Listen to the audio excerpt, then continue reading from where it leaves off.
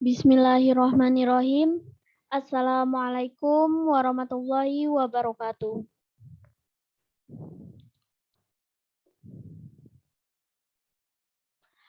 Baiklah, saya Marwina Aprianti dengan NIM A1C11917. Saya dari kelas reguler B, Pendidikan Kimia 2019. Adapun tujuan saya membuat video ini yaitu untuk menyelesaikan ujian tengah semester dengan mata kuliah Kimia Organik 3. Baiklah, langsung saja. Di sini saya akan menjawab pertanyaan nomor 1. Di mana pertanyaannya yaitu, jelaskan bagaimana caranya Anda dapat merancang reaksi perpanjangan rantai karbon suatu senyawa karboksilat sehingga sifat kepolarannya berkurang atau menurun.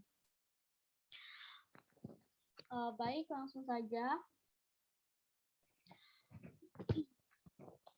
Nah, karbon dikenal sebagai unsur yang mempunyai keistimewaan tersendiri. Hal ini dapat ditandai dengan nomor atom yang dimiliki dan juga letaknya dalam sistem periodik.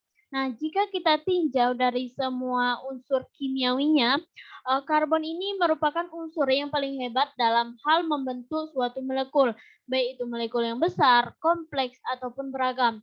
Nah, sehingga atom karbon ini dapat berikatan dengan berbagai macam atom dan juga dapat berikatan dengan karbon lainnya. Sehingga dari ikatan yang terjadi akan ada rantai karbon. Nah, baik di sini saya akan menjelaskan tentang senyawa karboksilat, di mana senyawa ataupun asam karboksilat ini merupakan suatu senyawa organik turunan dari alkana dengan mempunyai gugus fungsi yaitu COOH, rumus umumnya yaitu CnH2NO2. Nah, gugus fungsi COOH ini memiliki nama lain yaitu gugus karboksil yang merupakan gabungan dari gugus karbonil dan juga gugus hidroksil atau OH.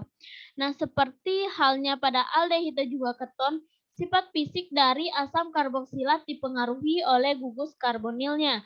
Nah, asam karboksilat ini mempunyai sifat yaitu polar karena mempunyai dua gugus yang bersifat polar yaitu hidroksil atau OH dan juga karbonil C♯2O.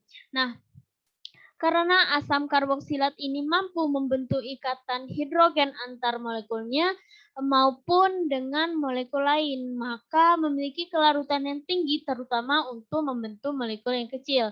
Sehingga sifat fisik karboksilat ini tidak hanya ditentukan oleh gugus karbonilnya saja, tetapi gugus hidroksil pada karboksilat juga ikut berperan dalam menentukan suatu sifat fisik dari asam karboksilat ini. Nah, karena adanya gugus hidroksil, maka asam karboksilat dapat membentuk dimer ataupun sepasang molekul yang saling berikatan melalui ikatan hidrogen antar gugus polar dari dua gugus hidroksilnya. Nah, asam karboksilat rantai pendek ataupun asam karboksilat dengan mempunyai karbon 1-5 dapat larut dalam air. Nah, sedangkan pada rantai yang lebih panjang semakin kurang larut. Hal ini dikarenakan adanya sifat hidrofobik dari rantai alkilnya, sehingga asam karboksilat ini untuk rantai yang lebih panjang cenderung larut pada pelarut yang polar seperti eter dan juga alkohol. Nah, kemudian sifat yang kedua yaitu di mana asam karboksilat ini merupakan suatu asam yang dikenal sebagai asam yang lemah, sehingga nanti semakin panjang rantai karbon yang dimiliki oleh senyawa karboksilat ini, maka sifat senyawanya itu semakin lemah. Ataupun sebaliknya, semakin pendek rantai karbon yang dimiliki oleh asam karboksilat ini, maka asam akan semakin kuat. Baiklah, contohnya yaitu selanjutnya yaitu reaksi-reaksi yang ada dalam asam karboksilat ini. Yang pertama yaitu reaksi dengan logam akan menghasilkan garam dan juga gas H2O. Nah, seperti pada layar di mana diketahui bahwa RCOOH ini merupakan asam karboksilatnya. Dan juga direaksikan dengan NH, di mana NH ini merupakan logam yang aktif, maka hasilnya adalah Na nanti akan berpindah, Na akan berpindah ke O, dan Na akan berpindah ke H, dan H akan lepas, sehingga hasilnya menjadi RCOONA ditambah setengah H2. Setengah ini adalah H yang dilepas tadi, yaitu 1, di mana H yang di sini yaitu 2. Maka untuk kesetimbangannya, maka dibuatlah setengah pada H2O. Kemudian sebagai contoh yaitu CH3COOH direaksikan dengan Na, maka akan menghasilkan CH3CONA ditambah setengah H2O, di mana Na ini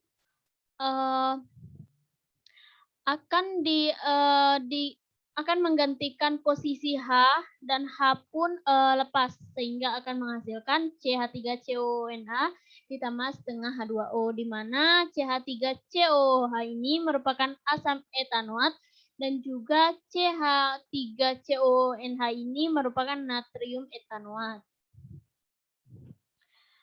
Selanjutnya yaitu reaksi penetralan, di mana dalam reaksi penetralan ini terdapat asam ditambah basa. Nah, ini RCOOH ini merupakan asam karboksilatnya, di mana dalam reaksi penetralan ini sebagai contoh direaksikan dengan NaOH. Nah, Na ini akan menggantikan posisi H. Kemudian H yang ada di sini akan bergabung dengan H yang di atas, sehingga hasil yang didapatkan yaitu RCOONA ditambah H2O. H2O merupakan gabungan dari H dan juga OH yang ada di atas. Sebagai contoh, CH3COOH yang direaksikan dengan NaOH, sehingga dapat menghasilkan CH3COONH ditambah NH2. Selanjutnya yaitu reaksi esterifikasi ataupun reaksi pembentukan ester. Nah, di mana seperti yang telah dijelaskan tadi, RCOOH ini merupakan asam karboksilatnya. Selanjutnya R-aksen OH ini merupakan alkohol. Kemudian hasil yang akan didapatkan yaitu R menggantikan posisi H, dan H bergabung dengan OH, sehingga hasil yang didapatkan yaitu RCOO aksen ditambah H2O, di mana RCOOH ini merupakan asam karboksilat, dan RCOOR aksen ini merupakan esternya. Nah, sebagai contoh, asam butanoat direaksikan dengan etil alkohol, maka akan menghasilkan apa? Nah, di sini saya akan memberikan taktik ataupun cara mudah untuk menyelesaikan soal tersebut. Nah, di mana taktiknya yaitu sum all akan menghasilkan il titik oat. Nah, jika dalam suatu reaksi terdapat akhiran ataupun awalan yang telah saya jelaskan tadi, maka maka reaksi tersebut merupakan reaksi pembentukan ester. Contohnya yaitu asam butanoat ditambahkan dengan etil alkohol, asam, butanoat yang ditambahkan dengan etil, kemudian sehingga akan menghasilkan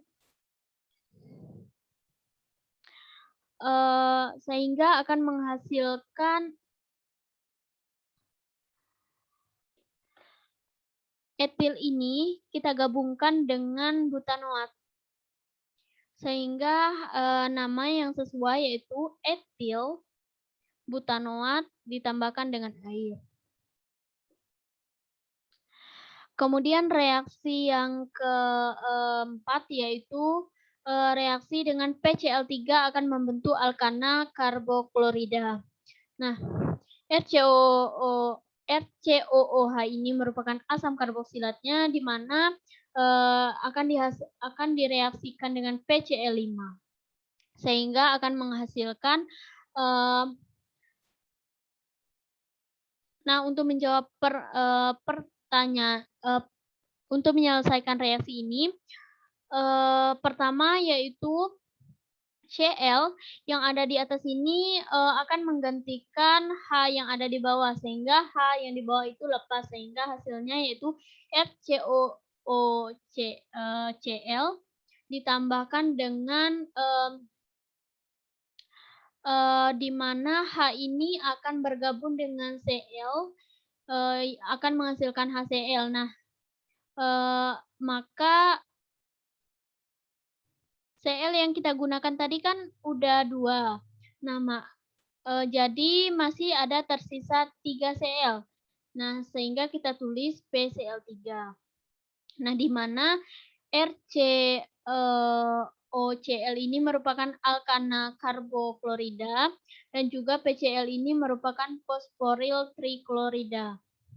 Kemudian reaksi yang kelima yaitu bereaksi dengan amonia menghasilkan amida. Di mana contoh reaksinya yaitu RCOOH direaksikan dengan amonia di mana NH3 ini merupakan amonia, maka akan menghasilkan RCONH2 ditambahkan dengan air. Baik, dari pertanyaan tersebut dan juga dari jawaban yang telah saya jelaskan tadi dapat saya simpulkan bahwa semakin panjang rantai karbon maka kepolaran akan menurun ataupun berkurang. Baik, mungkin hanya itu yang dapat saya jelaskan.